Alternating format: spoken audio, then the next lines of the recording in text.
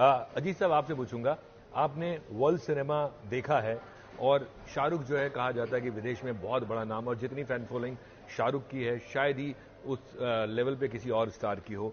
तो पहले तो मैं आपसे ये जानना चाहूंगा कि आप दुनिया भर में घूमते हैं, क्या है शाहरुख नाम का जलवा दुनिया में? सबसे पहली बात कि शाहरुख एक फेनोमेना है और शाहरुख के कमबैक में सबसे बड़ी चीज आई है उनकी संजीदगी, उनकी गंभीरता, जो शुरू के उनकी फिल्मों में नहीं दिखाई देती हमें। एक लवर बॉय से एक सेंसिटिव और जिम्मेदार नागरिक में जो उनका ट्रांसफॉर्मेशन है, ये बहुत बड़ी बात है, जिसने पठान को भी सुपरहिट किया, जवान को भी सुपरहिट किया। दूसरा, हमें ये नहीं भूलना चाहिए कि जो कोविड में और उससे पहले हमारा देश दो तरह की क्राइसिस से गुजर रहा था। एक तो था किसान आत्महत्या कर रहे थे और दूसरा था हेल्थ सिस्टम कोलैप्स हो चुका था। तो इसमें जो उनका मेन है, उसको मैं एक सिंपल शब्द में आप जानना चाहें तो वो है गॉडफादर सिंड्रोम, कि माने अमीरों से और पैसे वालों से पैसा लूट कर गरीबों में बांट देना। चूंकि हमारा देश 140 करोड़ का देश है, जिसमें 80 करोड़ जनता 5 किलो अनाज पर जी रही हो, उसमें ये फार्मूला कितना हिट होगा आप सोच सकते हैं।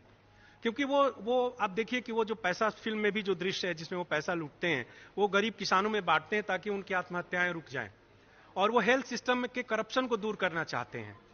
तो भ्रष्टाचार जो कि देश की जड़ में समा चुका है, इसके खिलाफ आम जनता को अच्छा लगता है।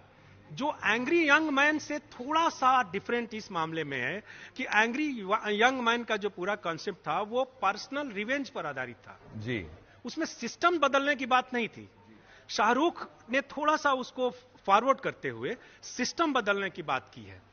राइट। तो इसके कारण पठान का या जवान का जादू सीचर को। तीसरी चीज यह है कि जो आप सिनेमा फिल्म मेकिंग में जाएंगे तो जो दुख का मेलोड्रामा है, तो वो दुख के मेलोड्रामा से शुरू होता है और न्याय के सक्सेस पर जाकर खत्म होता है जी।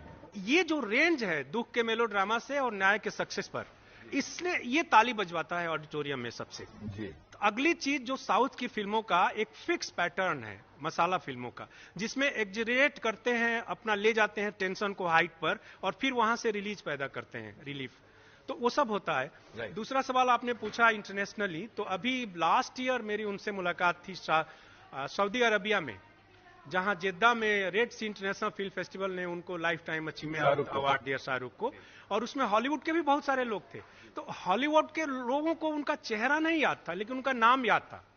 तो जैसे ही मन से अनाउंस हुआ कि शाहरुख खान, तो बगल में बैठे हॉलीवुड के जितने स्टार्स थे उन्होंने कहा, oh we are sitting with Shahrukh Khan. Okay. तो ये उनका जलवा है। दूसरा, टर्की में और सऊदी अरबिया में और जितने भी मुस्लिम कंट्रीज और यूरोपियन और रूस में, एक जमाने में जो अमिताभ बच्चन को हासिल था, या जो राज कपूर को उससे पहले हासिल था, मिथुन चक्रवर्ती साहब को, मिथुन चक्रवर्ती को रूस में था केवल, तो शाहरुख खान इंडियन सिनेमा के पोस्टर बॉय हो चुके हैं इस समय जी। इसलिए उनका जलवा सिर चढ़कर बोल रहा है सब जगह।